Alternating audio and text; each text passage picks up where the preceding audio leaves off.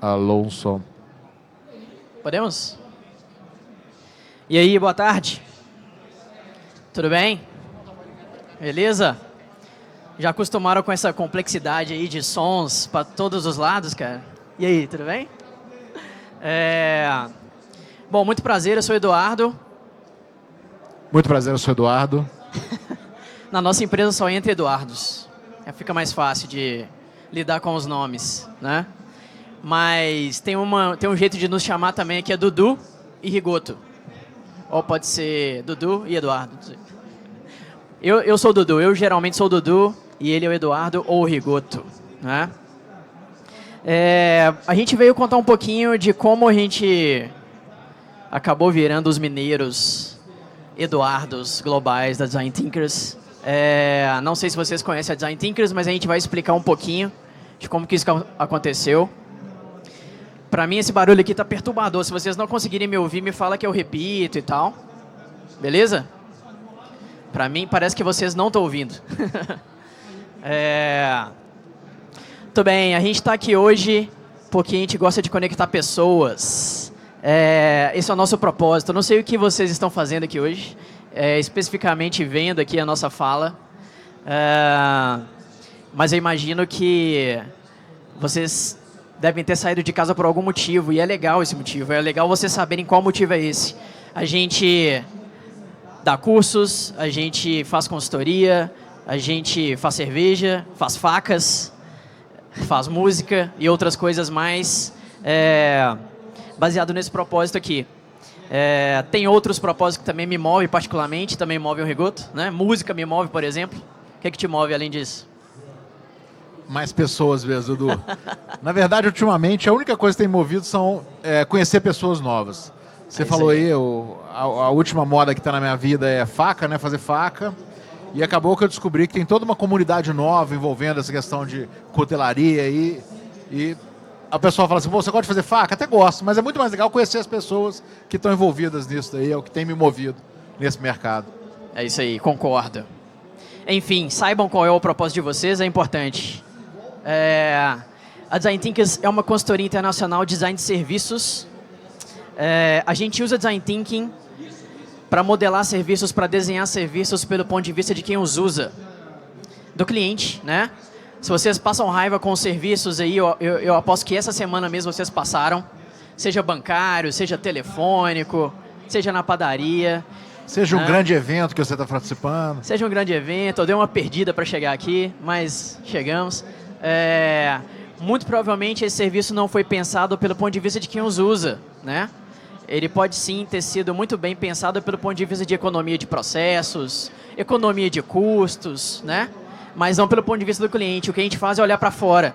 A gente chega numa organização e aplica uma série de dinâmicas de processos criativos para fazer esse cara entender melhor o cliente dele e pensar na jornada do cliente dele pelo ponto de vista do cliente dele, não pelo ponto de vista dele mesmo, né? E parar de olhar para si, né? Que normalmente as empresas olham sempre para dentro. Parar de olhar para dentro e trocar o olhar. Olhar para si de fora, com o olhar do cliente. É isso aí. A gente faz isso na verdade, a gente faz isso no mundo inteiro, né? Não é à toa que a fala aqui chama Globais. A gente está em 16 países hoje. Só que é uma empresa um pouco diferente. O modo de expansão é um pouco diferente, eu diria até hippie. A gente não é uma franquia, a gente não paga royalty nem nada. A empresa começou em 2007 em Amsterdã, na Holanda, e o fundador, a partir disso, começou a conhecer pessoas pelo mundo. E à medida que ele toma confiança nessas pessoas, ele chama para representar naquele país. Foi o que aconteceu com a gente em 2011. Eu vou chegar nessa história também. E aí a gente na verdade, é uma rede global que a gente troca conhecimento, piadas, cases, trabalhos o tempo inteiro, né? Então isso é muito legal e a gente faz isso com várias empresas. Já fizemos com essas e algumas outras que não estão aqui, né? E o legal é que, na verdade, cada projeto é uma coisa completamente diferente da outra. Então, na verdade, a gente está o tempo inteiro aprendendo e foi por isso mesmo que a gente começou essa empresa, né? Quando eu falo começou essa empresa, é que a gente tem uma empresa antes de ser Design Thinkers. Também vou explicar essa história. Dudu, Tem um Fala lance lá. legal de falar aí, que a gente coloca esses clientes aí, que são os clientes que o pessoal conhece, né? Mas além desses clientes, a gente tem muitos clientes de startups, pequeno porte, que usa também essa nossa abordagem para pensar o negócio deles. É muito legal usar com pequenas empresas, a gente gosta mais, na verdade. Exatamente. A gente trabalha com tanto esses grandes para ficar bem na fita, né? A gente coloca aí, mas a gente trabalha com pequenos também muito, assim. E aí essa história, na verdade, começou em 2010, especificamente. Eu e meus sócios da época, Rigoto ainda não era sócio na época, eu tinha outros sócios. A gente trabalhava em alguns lugares de BH. Um trabalhava em agência, outro trabalhava na UFMG, outro trabalhava em startup, na Samba.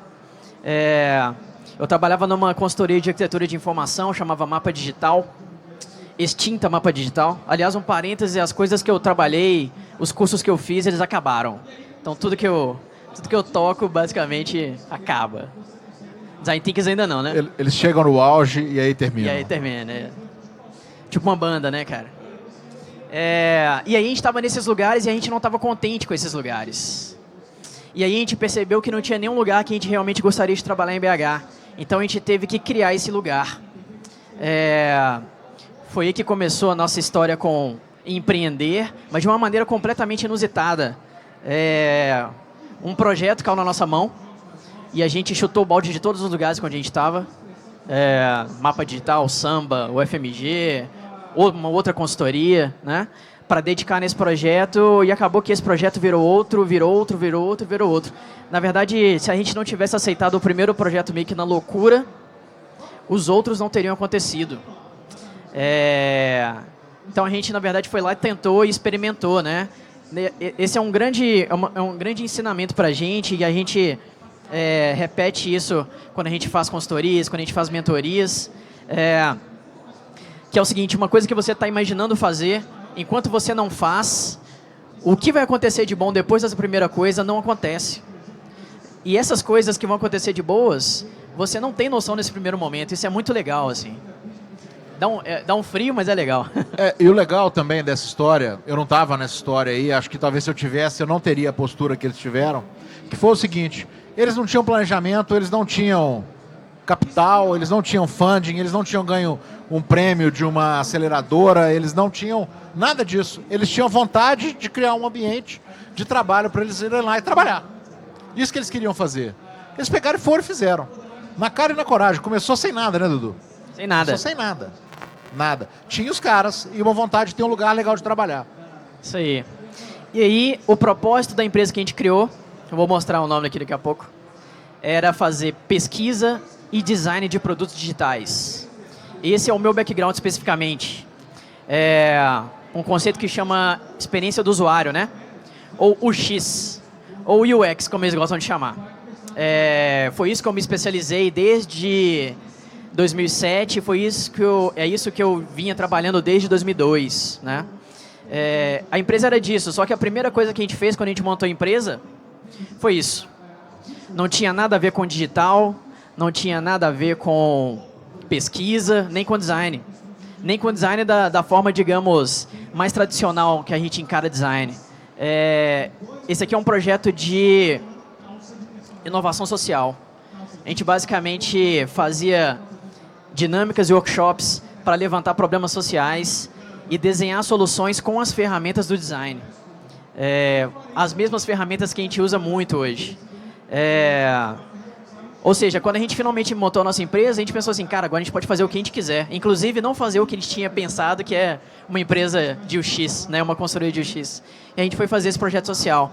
É uma coisa que a gente não tinha a menor ideia do que ia dar, mas foi graças a gente ter feito, de fato, esse projeto social que a gente conheceu a pessoa que nos conectou com a Design Thinkers, que é a Emma Jeffries. Deixa eu passar aqui rapidamente, depois eu volto ali.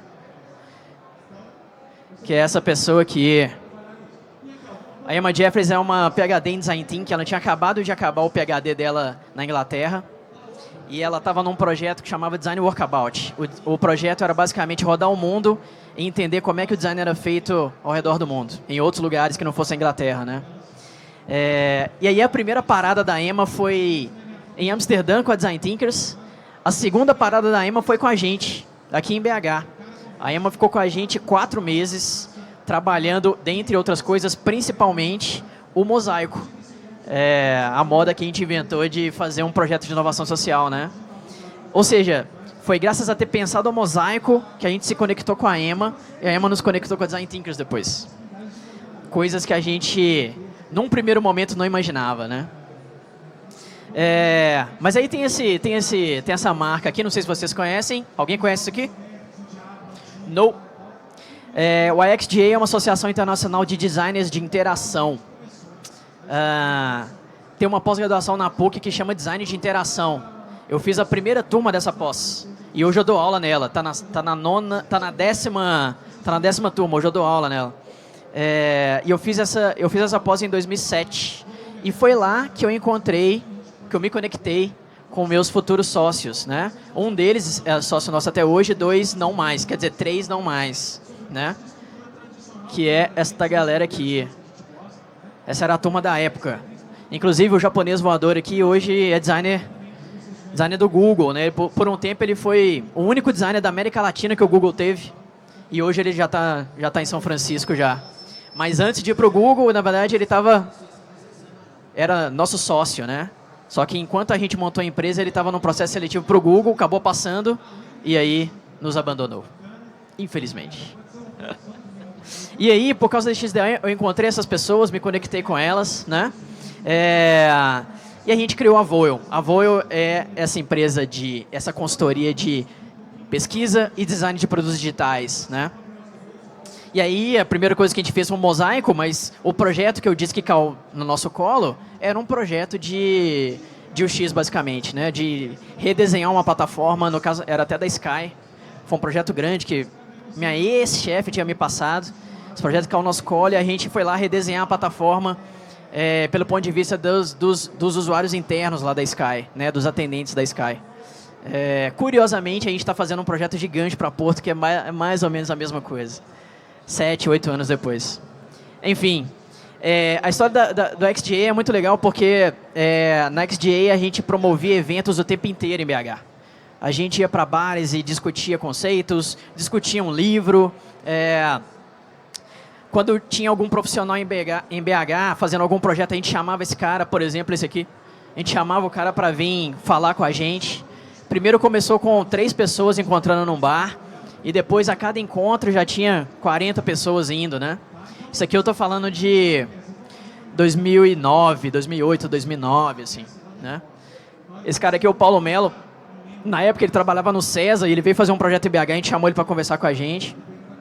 E o XDA, na verdade, ele tem capítulos em quase todas as capitais brasileiras, né?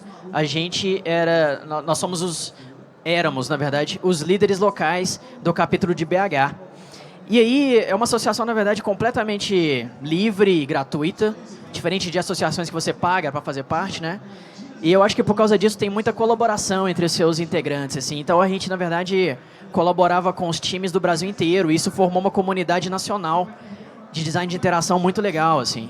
Foi a minha primeira experiência com uma rede, era nacional, não era internacional ainda, mas uma rede de pessoas, e eu conheci pessoas e tenho amigos no Brasil inteiro, muito por causa disso aqui. O Paulo mesmo, sempre que ele vem para BH, hoje ele já está em outra empresa, né? Mas sempre que ele vem para BH, ele me liga e a gente sai para tomar uma e conversar e trocar ideia, né? Então, essa experiência de rede foi muito, muito rica para a gente criar essa empresa aí. Em 2011, culminou que essa história do XDA, a gente organizou o maior congresso de design de interação até o momento, né, que tinha ocorrido no Brasil, que foi Interaction South America. Esse aqui é o Teatro Ney Soares, lá no UniBH. Teve 13 palestrantes internacionais, teve 800 pessoas. Então foi um evento bastante grande, assim. Só que, também curiosamente, esse evento acabou por terminar as relações dos integrantes da associação na época. A gente passava longe de ser produtores de eventos, né? E é claro que a gente fez o evento desse tamanho e deu briga, né? Deu pau. E isso meio que dividiu a comunidade de BH Design de Interação.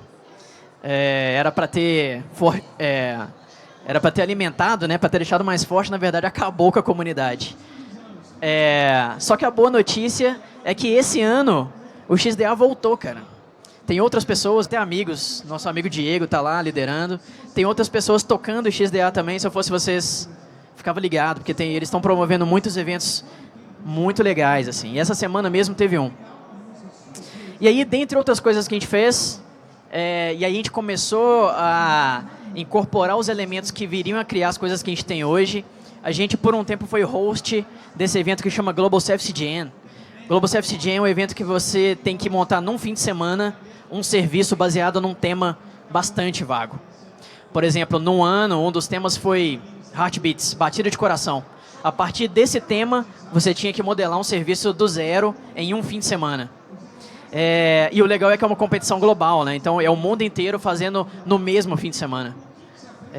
Por algum tempo a gente foi host desse serviço, dessa iniciativa, desse evento, né?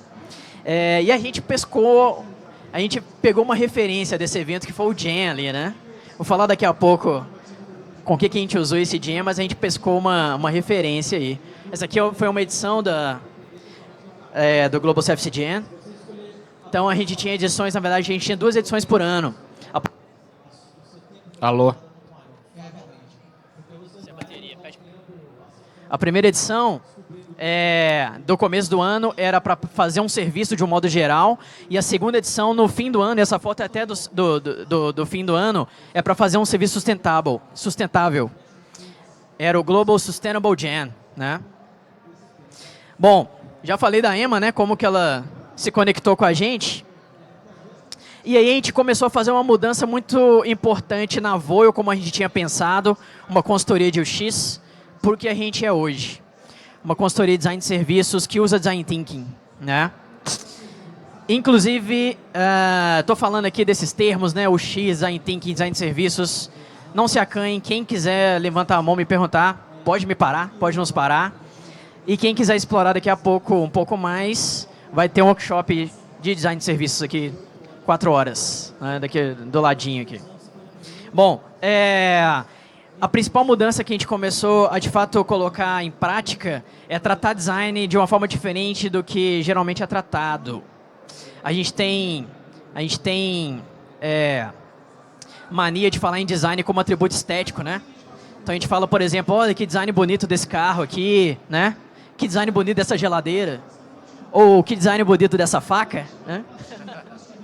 Não é desse tipo de design que a gente está falando. A gente está falando de design como resolução de problemas, como ferramenta de resolução de problemas e como ferramenta para co-criar alternativas e co-criar futuros. Sim, co-criar o que vem pela frente de uma maneira mais humana, mais empática, mais colaborativa e mais experimentalista, né? Falei. Dentro desse conceito todo aí, o design passa a ter uma função diferente nas empresas. Então, quando você vai numa empresa hoje, que as empresas que não têm o design ainda como instrumento de estratégia, o departamento de design é o departamento que vai só cuidar dessas questões, como o Dudu disse, ligadas à estética. E a gente não acredita nisso, a gente acredita que toda empresa precisa ser desenhada, precisa de usar essas ferramentas para traçar as estratégias dela de relacionamento com as empresas e com os clientes delas. E mesmo com os próprios funcionários. E essa mudança foi uma mudança muito importante que aconteceu na Voyo nessa época. Por quê? A Voyo, como uma empresa de design, ela tinha uma habilidade para falar com as pessoas de design dentro da empresa. E eles cada vez mais começaram a conversar com um nível mais alto, mais estratégico. É isso aí. Vou passar isso aqui, que é o mosaico que eu já falei. Nesse ponto, na nossa trajetória, acontece uma coisa importante, que foi a entrada do Rigoto. O que acontecia era o seguinte, quando eles iam conversar com essas empresas que tinham um nível mais estratégico na corporação lá, eles não conseguiam ter uma empatia muito grande. Porque eles eram designers, eles agiam como design, pareciam designers, falavam linguagem de design. Para conversar com executivos, eles não estavam conseguindo fazer um rapport, né, Dudu? Não conseguia clicar. As pessoas chegavam, não vou contratar, eles estavam pensando em contratar a McKinsey para fazer a estratégia deles. Aí chegava lá uma empresa de design e eles falavam assim, pô, não tem nada a ver essa conversa. Aí eles me contrataram, a princípio foi contratado, né, Dudu? A princípio foi. Para ajudar eles a ter essas conversas. Aí eu fui no cliente, fui no segundo cliente, no terceiro eles falaram assim, aqui, a gente precisa de você aqui dentro. o que você está achando de trabalhar aqui com a gente? E nessa época tinha uma história super engraçada, porque naquela época eu ainda vestia de terno. Aliás, hoje eu estava de terno de novo. Não sei se você sabe disso. Eu vestia terno ainda, eu sou advogado de formação, eu era executivo de empresas, eu tinha uma empresa de negócios que não era essa aí. E eu era um consultor padrão, consultor de estratégia e tal, usava Porter, aquelas coisas todas. Não tinha a menor ideia do que era Design Thinking. Eu conheci a empresa através de um sócio nosso à época, que fez uma pós-graduação comigo. E na pós-graduação ele notou que eu era um cara diferente daqueles que estavam lá na pós-graduação. Virou para mim e falou assim, ó, você precisa de conhecer a nossa empresa. E me deu um cartão da Voel. Volta lá no logo da Voel para mim, por favor, Dudu. Aí quando eu fui ver a Voel, ele me deu esse cartão. E coincidentemente, nesse mesmo dia, eu tinha lido um artigo de que algumas empresas suecas estavam terceirizando o design para empresas no Brasil. Aí eles deram alguns exemplos, que era uma empresa de louças sanitárias. Aí eu falei, cara, são esses caras, eles que estão fazendo isso. Eles estão desenhando louças sanitárias para suecos. E eu não vou lá de jeito nenhum, porque não tem nada para fazer lá, né? Não achava graça nenhuma naquilo. E aí passou o segundo dia, ele insistiu, ó, vamos lá e tal. E a gente teve uma aula de inovação. Nessa aula de inovação, teve uma professora que falou assim, olha, tem uma coisa super legal acontecendo que é Design Thinking. Isso foi mais ou menos 2011, né, Dudu, que eu cheguei. Aí está acontecendo Design Thinking. Aí eu falei assim, o que é isso? Né? Ela deu uma resposta muito vaga. Quando terminou a aula, eu fui lá perguntar para ela, ó, queria ler mais sobre isso e tal. Aí ela falou assim, olha, eu não sei muito sobre isso não. Tá aqui um livro, me indicou um livro, vai estudar isso. E quando eu estava saindo, esse sócio virou e falou assim, aqui, a gente trabalha com Design Thinking. Eu estou te convidando, tem 2 semanas para você ir na empresa, vai lá para você ouvir pelo menos. E aí eu fui, cheguei lá, e eu estava fazendo esse curso porque eu dou consultoria de estratégia. O que essa placa quer dizer, moça? Esquece, sem chance. Começou atrasado. Vamos correr, né? Tá. Bom, para fazer uma história longa, rápida, eu trabalhava com estratégia usando Porter há 20 anos, não aguentava mais usar aquilo, não acreditava mais que as empresas estavam se beneficiando do meu trabalho. E aí, quando veio o Design Thinking, mudou completamente a minha vida e eu comecei a trabalhar com isso. Inclusive, a minha empresa foi a primeira empresa na qual eu trabalhei Design Thinking, foi a BlackRock, que é uma empresa de captação de recursos. Quem quiser aplicar dinheiro com a gente, me procura depois. Vamos andando. Um belo dia, depois de já ter passado uma temporada com a gente, o Rigoto começou a andar com um BMC no bolso, um Business Model Canvas. Conhecem? Começou a andar com um negócio desse no bolso, um A4. A gente, como vocês sabem, a gente usa um negócio grande, né? Mais gente tem que participar, mas ele imprimiu o A4zinho dele e começou a andar com isso no bolso. E aí ele rabiscava esse negócio todo santo dia. E aí um belo dia ele pensou a BlackRock. Foi bem legal. É um processo super interessante depois para contar, mas ele é bem reflexivo, acho que não interessa para todo mundo, não. Muito bem. E aí a gente chegou na Design Thinkers, né? A gente começou a, de fato, primeiro representá-los no Brasil. Tem alguns países que funcionam assim, são empresas que representam eles. Então, por exemplo,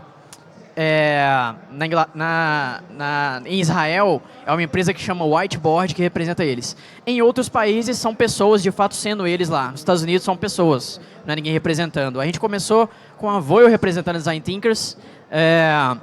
Em 2002, a gente propôs que a gente, de fato, fosse eles aqui. Desde então, nós somos a Design Thinkers. Falei. Essa história é um barato. A gente estava trabalhando com eles já tinha 1 ano, mais ou menos. A gente representava, assim, a gente podia usar a marca deles, usava a metodologia deles, as ferramentas deles, a gente ajudou a construir uma série de ferramentas. A gente já estava integrado na rede quando eles viajaram para o exterior. Foram lá para a Holanda conhecer os caras. Essa viagem aí. E nessa época eu estava com um problema pessoal, eu não pude viajar. E eles foram para a Holanda. Como vocês podem ver, Holanda tem Design Thinking, bicicleta e maconha, né? Eles não gostam de bicicleta, aí eles estavam aí animados. Aí o que acontece? Eles foram lá e me ligaram, né? Quando foi na segunda-feira, eles chegaram no domingo. Quando foi na segunda-feira, eles me ligaram e falaram assim, ó, não, é super legal, o pessoal aqui é um barato, a gente está gostando muito deles, está muito bom. Falei, e o negócio, está fazendo e tal? Falei assim, não falamos sobre isso ainda não. Beleza. Aí quando foi na terça-feira, eu liguei de novo, né? Eu estava ansioso aqui, né? Sozinho. E detalhe, eu estava sozinho cuidando de uma empresa de design. Eu era advogado, tinha 1 ano que eu estava cuidando disso. Então assim, eu estava completamente em pânico, né? Aí quando foi na terça-feira, eu liguei de novo, e aí, como é que tá? Não, tá muito legal. Hoje nós fizemos um workshop com eles aqui, veio uma empresa, foi um barato workshop, todo mundo trabalhou. A língua que a gente imaginou que seria uma barreira grave, não foi barreira, funcionou tudo bem e tal. E o negócio, não, tá indo, vai rolar. Aí quando foi na quarta-feira, né? Liguei de novo, a mesma história, tá um barato aqui e tal. E o negócio, não, a gente vai ser da Design Thinkers agora. Falei, que legal, né, e tal. E aí, não, mas tá fechado, como é que vai funcionar? Não, nós não resolvemos isso ainda não. Aí quando foi na quinta, eles vinham embora na sexta, né? Aí eles me ligaram e falei, pô, gente, vocês fecharam o negócio, não fecharam? Como é que tá? Aí eles falaram assim, ó, nós fechamos, tá tudo certo, nós vamos apresentar os caras. Falei, e aí? Sou advogado, né? Mas como é que vai ser? Tem um contrato, é franquia, é uma... Aí o cara, não tem contrato. Aí eu falei, como assim não tem contrato, gente? Não tem. A filosofia deles, e que hoje é a nossa filosofia, é o seguinte. A relação tem que fazer sentido. E a relação naquele momento fazia sentido pra gente e fazia sentido pra eles. Isso foi em 2011, hoje a gente está em 2017 e continua fazendo. Um belo dia vai parar de fazer. O dia que parar de fazer sentido, você pode ter o contrato super bem redigido. Isso vai dar uma boa briga na justiça. Mas a relação acabou. Se parou de fazer sentido, a relação acaba naquela mesma hora. E isso aí é um grande valor que a gente percebe hoje para todas as empresas que a gente trabalha também. Isso hoje está muito no nosso DNA, que é criar relações que façam sentido e que não que obriguem as pessoas a estar naquela relação. A gente tem trabalhado com muito cliente e feito muita diferença com isso daí. A gente é basicamente a gente é o que prega, né? O que a gente tenta transformar as empresas, a gente de fato é meio difícil de entender. A gente já teve, por exemplo, associados que não conseguiram lidar com a ideia, né? Isso acontece várias pessoas. As pessoas vezes. vêm trabalhar com a gente e falam assim, não, como é que vai funcionar? Não, vai funcionar. Como é que você quer que funcione? Ah, não, eu queria fazer isso, isso, isso. Beleza, pode fazer. Aí o cara, mas como é que vai fazer? Eu quero um cartão. Beleza, manda imprimir um cartão para você. Ah, eu quero fazer tal coisa. Eu falei assim, se faz sentido pra gente, se for uma coisa que a gente acredita, a gente pode fazer. E as pessoas vêm, falam coisas legais pra gente fazer, pode fazer. E eles se perdem completamente. As pessoas não conseguem trabalhar num esquema que não é corporativo. Sendo que nenhuma vez a gente falou assim, faz assim. A gente fala pra pessoa, como é que você quer fazer? Eu quero fazer assim, Ed. Beleza, pode fazer. O cara vai e se perde. As pessoas não querem isso. Elas, não faz sentido para elas isso ainda. Mas a gente continua acreditando nisso e forçando lá na empresa. Se alguém quiser fazer alguma coisa com a gente que faz sentido, é só ir lá, bater na porta e se fizer sentido pra gente também, a gente vai estar trabalhando junto. Sem um contrato. Sem um contrato. Essa é a parede do escritório na Holanda, a sede lá, né? E a gente tem essa noção de que Design Thinking, na verdade, ajuda a gente a conectar as coisas. Não só disciplinas, mas principalmente pessoas. E isso vai além de ter um contrato formal com elas. Vai bem além. Nosso tempo, na verdade, já está meio que esgotado. Agora a gente vai, na verdade, para a parte que a gente mais gosta, que é mão na massa. A gente nem curte tanto ficar falando demais, né? A gente gosta de fazer. Falar menos e fazer mais. Quem quiser fazer workshop, sintam-se convidados. Alguém quer perguntar alguma coisa? Eu quero falar uma coisa, que eu estou incomodado com essa palestra aqui. Falei. O Dudu vai brigar comigo, a gente sempre briga também. A gente foi convidado para vir aqui contar a nossa história, sabe? E a gente gosta de falar do nosso trabalho e não da nossa história. E a gente gosta de trabalhar. Então a gente vai trabalhar aqui do lado. Tá todo mundo convidado para vir falar de Design Thinking ali. Vocês ficaram sabendo como é que a gente veio a existir, como é que surgiu essa coisa toda. Mas a gente acha que não tem conteúdo nenhum nessa palestra, é verdade. A gente acha legal a nossa história, mas, pô, vamos ali fazer Design Thinking com a gente, que vai ser mais legal. Tá bom? Valeu! Obrigado, gente. Valeu.